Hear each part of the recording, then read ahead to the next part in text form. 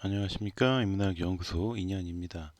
이번 시간에는 라이벌 대 라이벌 15번째 황진이와 허난설원에 대한 이야기를 해보려고 합니다.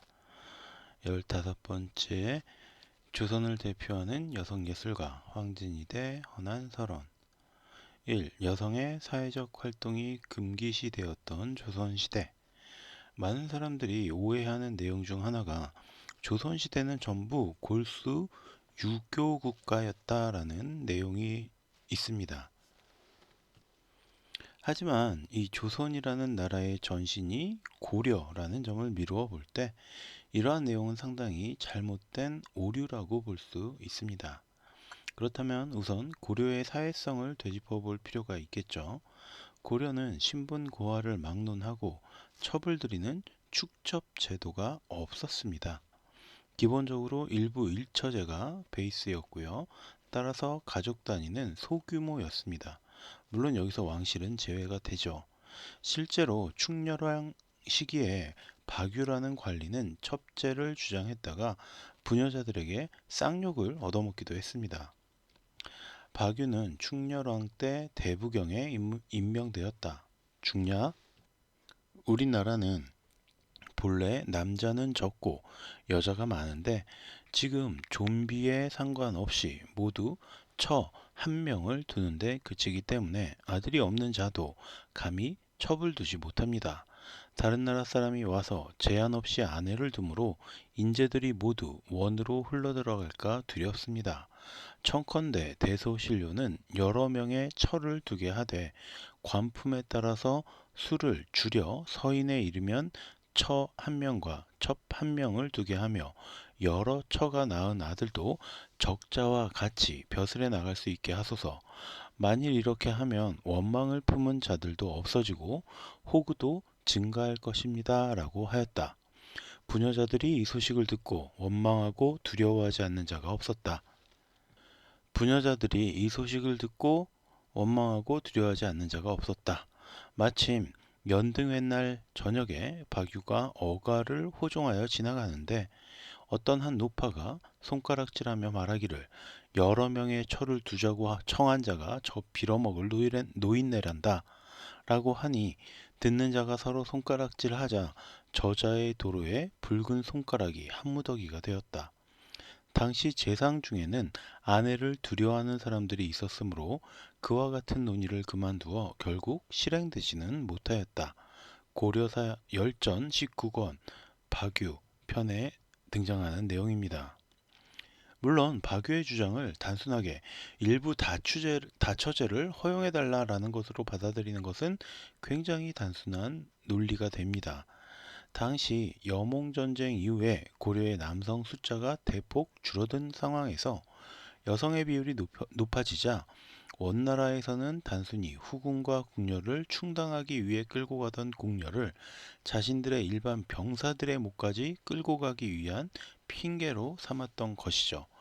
부인이 아닌 병사들의 첩으로까지 고려 여성들을 끌고 가게 되면은 남성 인구가 급감했던 상태에서 여성 인구까지 대폭 감소를 할 테고 그러면 고려 인구 전체가 위협이 된다라고 생각을 했던 겁니다. 따라서 고려에서도 일부 일처를 고집할 것이 아니라 축첩제를 시행해서 인구의 유출과 감소를 막아내자라는 주장이었던 것이죠. 물론 박유는 고려 여인들에게 쌍욕을 먹었고 고려의 재상들조차 아내가 무서웠기 때문에 이 주장은 그대로 묻히고 말았습니다. 이처럼 고려 사회에서 여성의 지위는 막강했습니다. 그리고 이처럼 여성의 지위가 막강할 수 있었던 바탕에는 서류부가혼이라는 제도가 존재했기 때문입니다. 서류부가혼, 사위서 머물류 부인부 집가 혼인할 혼. 그래서 말 그대로 결혼을 하면 남자가 여자 집에 들어가서 살았던 거죠. 아이를 낳아서 장성한 뒤에 남자의 집으로 돌아와서 사는 풍습이었습니다. 이는 고려가 고구려의 뒤를 잇는 국가였기 때문에 고구려의 서옥제를 이어받은 것으로 볼 수 있습니다. 그러나 이렇게 여성의 지위가 강력했던 고려가 무너지고 조선이 들어서면서 여성들의 지위 역시 무너지기 시작합니다. 물론 이민족의 침입으로 인한 것이 아닌 일종의 내부 쿠데타로 왕조가 바뀐 것이었기 때문에 고려가 조선이 되었다고 해서 급격한 변화를 맞이한 것은 아니었습니다. 하지만 조선이 고려의 불교를 밀어내고 유교를 건국 이념으로 삼으면서 점차 여성들의 지위가 축소되기 시작했던 거죠. 고려시대의 인물들과 그 후손들이 살아있을 때까지는 괜찮았겠지만 점차 고려의 사회상을 잊어가면서 조선은 꼰대 국가로 변모하게 됩니다. 조선시대 여성의 지위는 고려와는 판이하게 달랐고 지금 시점에서 구체적으로 열거할 필요까지는 없을 듯합니다. 말하지 않아도 대부분 알고 있는 사실이기 때문에 생략하도록 하고요. 아무튼 이런 조선 사회에도 자신의 이름을 떨친 여인들은 많이 있었습니다. 제주의 거상 김만덕이나 율곡이의 어머니 신사임당, 그리고 조기 후기의 여류 시인이었던 박죽서 등이 그런 인물들이죠. 오늘은 그 중에서도 조선 중기를 대표하는 두 명의 여성 예술가 황진이와 헌한설원에 대한 이야기를 해보려고 합니다. 이 자유를 사랑한 기인 황진이, 예술과 자유를 사랑한 기인 황진이, 고려도 신분제 사회였지만 조선은 더욱 엄격한 신분제 사회였습니다. 양반, 중인, 상인, 천민으로 그 구별이 엄격했고 그 중에서도 천민은 노비를 비롯한 광대, 백정, 기생, 무당 등이 속해 있었습니다. 그러니 여성이면서 기생이었던 황진이는 그야말로 조선 사회의 밑바닥 중에 밑바닥 인생이라고 볼 수 있죠. 물론 그만큼 밑바닥 인생이었기 때문에 황진이가 등장하는 정식 역사서는 존재하지 않고 오직 다양한 이야기책에서만 등장을 하고, 따라서 어디서부터 어디까지가 진실이고 어디서부터 어디까지가 허구인지 확인할 방법도 없습니다. 하지만 대략적으로 종합을 해보자면 다음과 같습니다.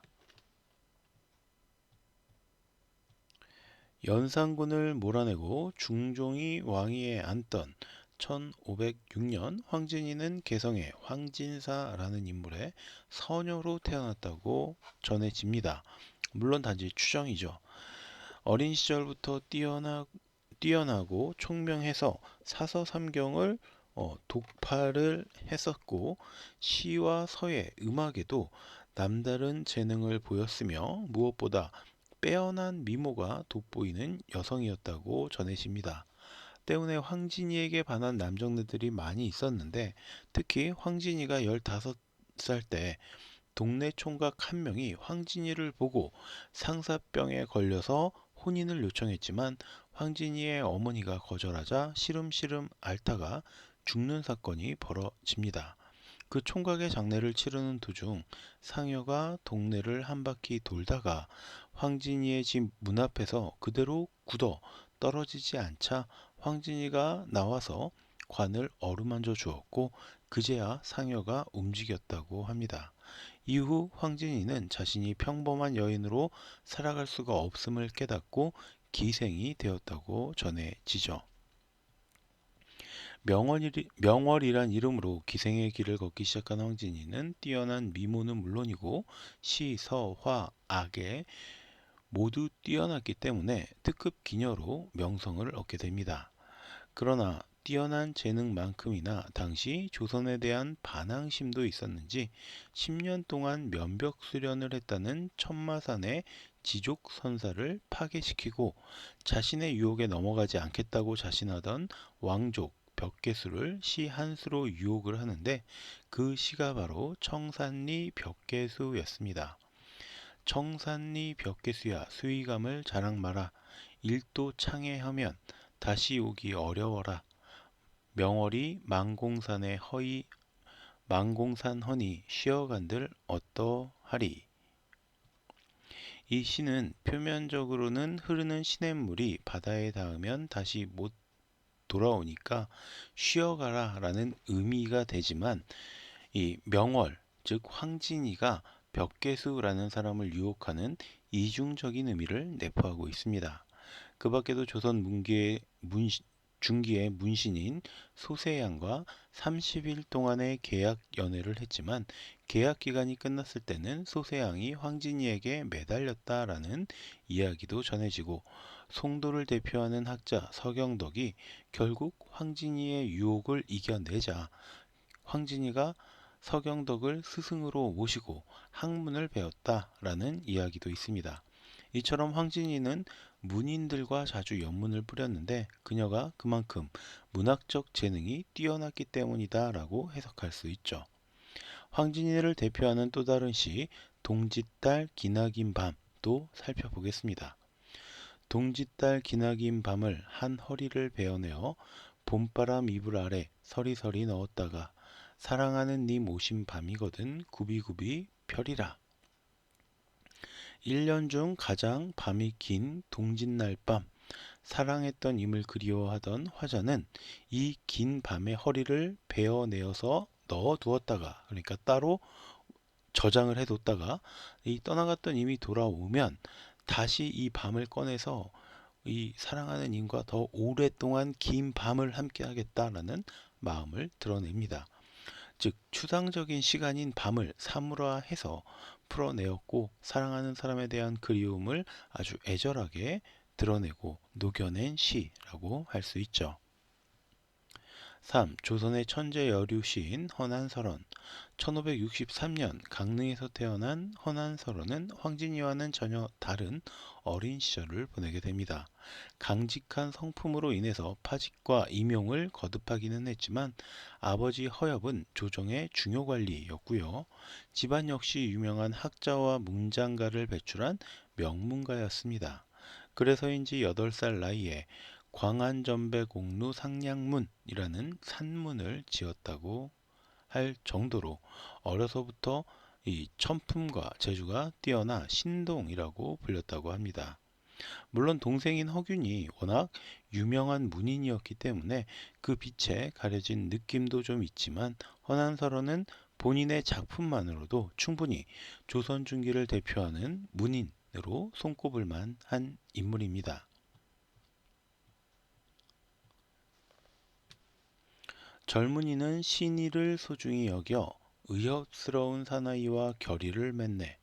배곡에 노리개 허리에 차고 쌍기린 수놓은 비단 도포를 입고 조화를 마치자 명관궁에서 나와 장락궁 언덕길로 말을 달리네. 위성에 좋은 술 사 가지고서 꽃들 사이에서 논일다 해가 저무네. 황금채찍 잡히고 꽃들 속에서 자며 향락을 누리며 놀이에 팔려 뉘라서 양자운을 딱 하다 뉘라서 양자운을 딱하다는고 그러니까 딱하다고 하는고 문을 닫고 태영경을 초했다는데 이 소년행이라는 허난설원의 시입니다. 허난설원은 이처럼 젊은 남자들이 신의와 의협이라는 이름 아래서 무절제하게 친구들과 어울려서 유흥과 환락에 빠져드는 그런 상황들을 풍자합니다. 황진이가 그랬듯이 허난설원 역시 당시의 시대상과 남성들에게 반감이 좀 있었다라고 추측할 수 있는 부분이죠. 실제로 허난선원은 살아생전에 자신이 후회하는 세 가지를 조선에 태어난 것, 여자로 태어난 것, 원치 않는 결혼을 한 것으로 꼽았을 정도로 조선시대의 이 가부장적인 세태에 염증을 느꼈던 여성이었습니다. 허난설원은 결혼 이후에 불행한 일을 겪게 되는데 우선 남편과 시집 식구들로부터 사랑을 받지 못했고 두 자녀마저 잃어버리는 비극을 겪게 됩니다. 그리고 오빠 허붕이 귀향을 갔다가 객사를 하는 일까지 이어지죠. 사랑하던 두 자녀를 잃은 비통한 심정은 곡자라는 시로 표현이 되었는데 이 시는 다음과 같습니다.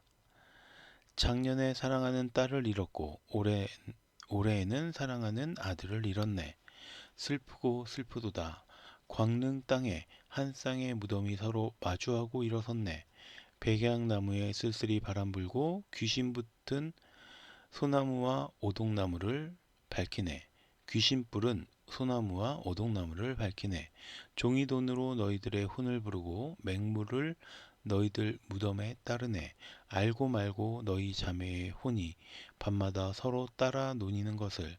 비록 뱃속에 아이가 있은들 어찌 장성하기를 바랄 수 있으랴. 헛되이 황대사를 읊조리니 피눈물이 나와 슬픔으로 목매네. 곡자라는 허난설원의 시입니다. 결국 이러한 불행들이 겹치면서 그녀 역시 극심한 스트레스 때문인지 27살이라는 어린 나이에 세상을 떠나게 됩니다. 그리고 동생 허균은 허난설원이 죽은 뒤에 그녀의 시를 엮어서 만든 난설원 시집을 발간하는데, 이 시집이 조선은 물론이고 중국과 일본에까지 전파되며 극찬을 받게 됩니다. 4. 조선이 품을 수 없었던 재능.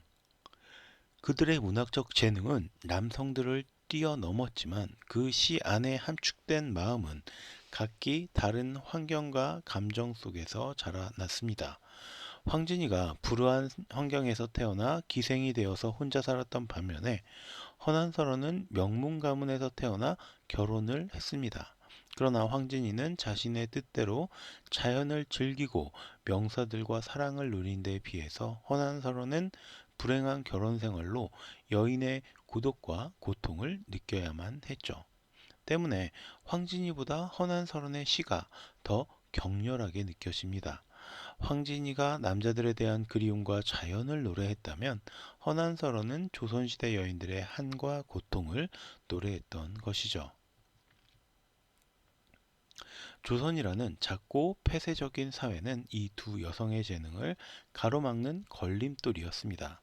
그러나 그런 상황에서도 그녀들은 자신들의 감출 수 없는 재능을 선보였고요.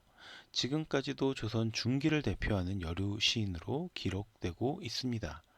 또한 그녀들이 남긴 시는 당시 조선 여인들의 삶과 감정을 우리에게 전해주는 귀한 매개체로 남아 있습니다. 1506년에 태어나 1567년에 사망했다고 추정되는 황진이와 1563년에 태어나 1589년에 사망한 허난설원은 시기적으로나 신분적으로나 지리적으로나 만날 수는 없는 사람들이었습니다. 그러나 이 두 사람은 모두 당시 조선 중기 사회의 문제점을 정확하게 파악했고 시를 통해 그것들을 표현한 그야말로 대체 불가능한 시인들이었다라는 점은 똑같이 닮아 있었습니다. 자, 그럼 오늘 이야기는 여기서 마치도록 하고요. 저는 다음 시간에 또 다른 이야기로 찾아뵙도록 하겠습니다. 오늘 제가 들려드린 이야기가 여러분의 흥미와 호기심을 조금이라도 만족시켜 드렸다면 구독과 좋아요도 부탁드리겠습니다. 감사합니다.